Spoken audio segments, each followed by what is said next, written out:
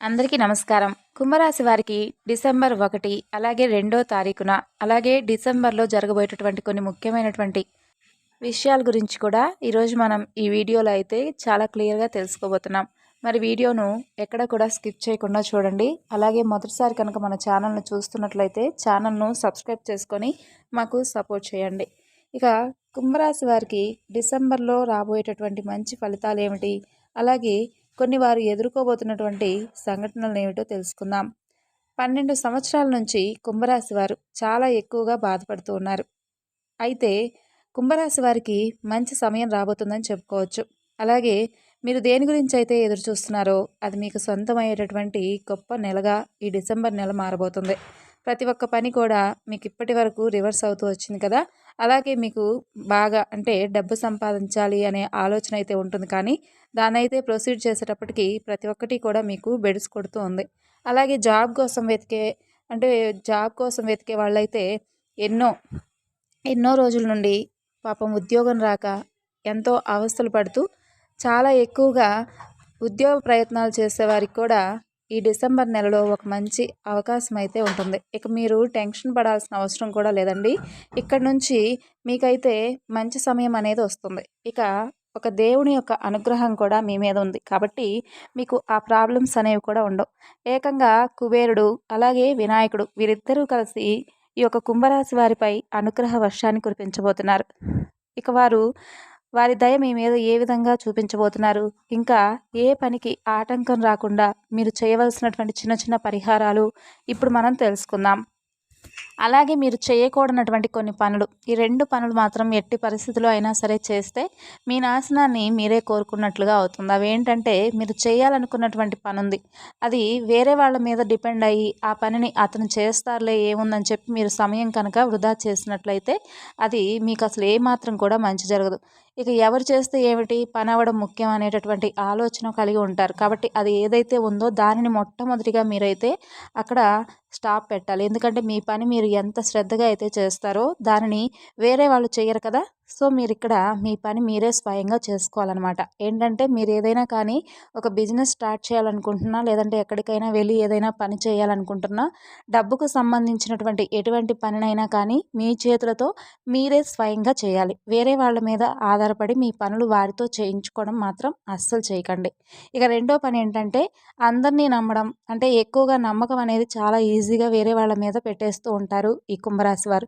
ఈ యొక్క నమ్మకాన్ని ఎంతో ఈజీగా బ్రేక్ అనేది చేసేస్తుంటారు ఎదుటి వాళ్ళు. కాబట్టి తొందరపడి ఎవరిని కూడా ఎక్కువగా నమ్మవద్దు. వాళ్ళకు మీరు చేస్తున్నటువంటి ప్రతి ఒక్క పనులను అప్పచెప్పడం, లేదంటే వాళ్ళు చెప్పినటువంటి మాటలు వినేసి ఆలోచించకుండా కొన్ని పనులు చేయడం, ఈ 2 పనులు కూడా మీరైతే అస్సలు చేయకండి. ఎందుకంటే ఒక మనిషి మాత్రమే మీ వెనకాల గోతులు తవ్వుతూ ఉంటాడు కాబట్టి తను మిమ్మల్ని ఎట్టి పరిస్థితుల్లో కూడా నాశనం చేయాలనే చూస్తూ ఉంటాడు. కాబట్టి మీరైతే ఈ 2 పనులను చాలా జాగ్రత్తగా మీకు మీరే చేసుకుంటే మంచిది. ఇక ఆ మనిషి ద్వారా వచ్చేటటువంటి హాని ఏదైతే ఉందో అదైతే మీకైతే ఎప్పటికీ జరగదు. ఎందుకంటే మీ పని మీరు చేసుకుంటే మంచిది కదా. మీరు తొందరపడి ఎవరిని కూడా నమ్మొద్దు. అలాగే మీ పనులు మీరే చేసుకోండి. కాబట్టి వాళ్ళకి అవకాశం అనేది అస్సలు దొరకదు. ఇక రెండోది, మీరు ఎప్పటి వరకు ఎదురు చూస్తున్నటువంటి ప్రతి ఒక్క పని కూడా ఇక్కడ నుండి సులభమైపోతుందన్నమాట.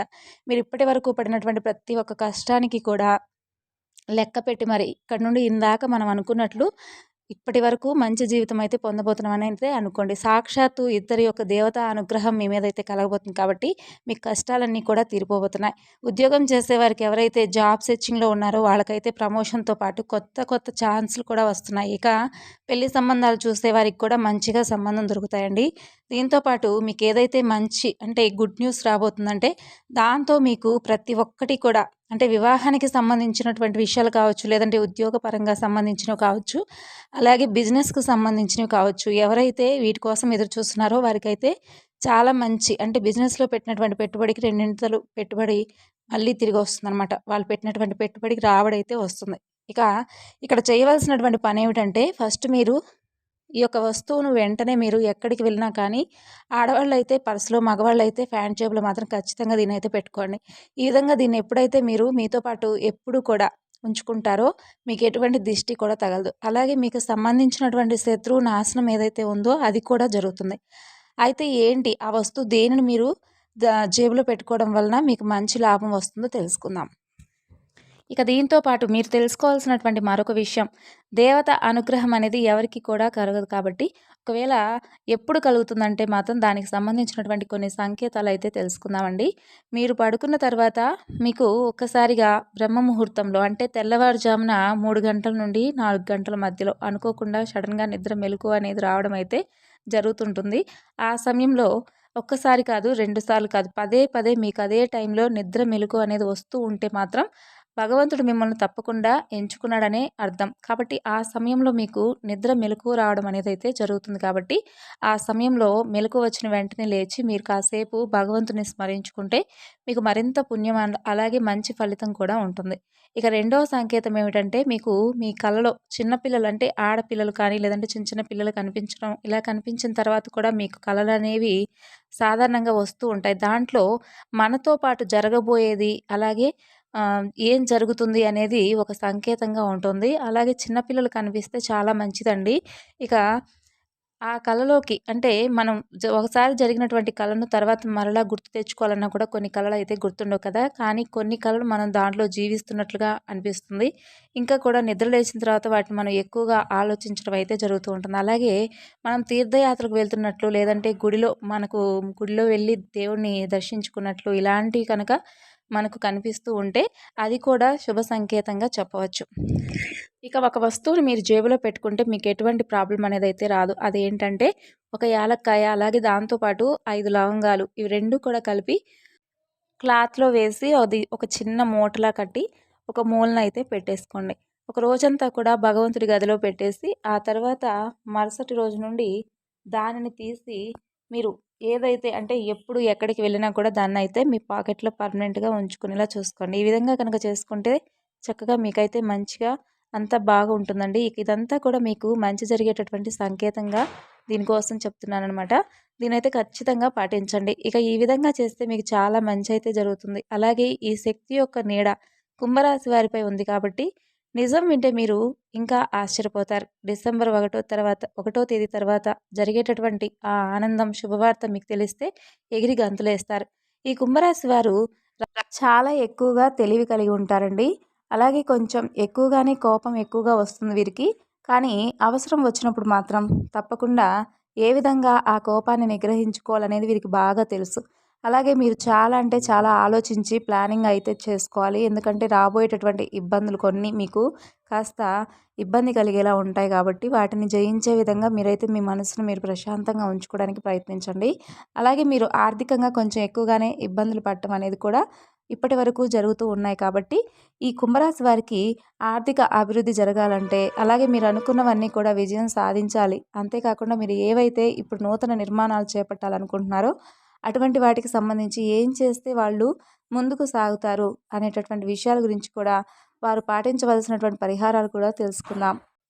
ప్రతి ఒక్కరికి కూడా ఇంటి దైవం అనేవారు కొంతమంది ఉంటూ ఉంటారు. అలాగే ఈ రాశి వారు ఎవరైతే ఉన్నారో మరి మీరు కూడా మీ ఇంటికి సంబంధించినటువంటి దైవాన్ని చూసుకున్నట్లయితే మీ ఇంటికి సంబంధించినటువంటి ఇంటి దైవాన్ని ఎవరో తెలుసుకొని ప్రతిరోజు కూడా అంటే ఆ దైవానికి సంబంధించినటువంటి చక్కగా ఏదైనా స్తోత్రాలు కానీ లేదంటే నామస్మరణ కానీ చేస్తూ ఎక్కువగా ప్రార్థించడం అనేదైతే చేసుకోండి. మీకు అంతా బాగుంటుంది.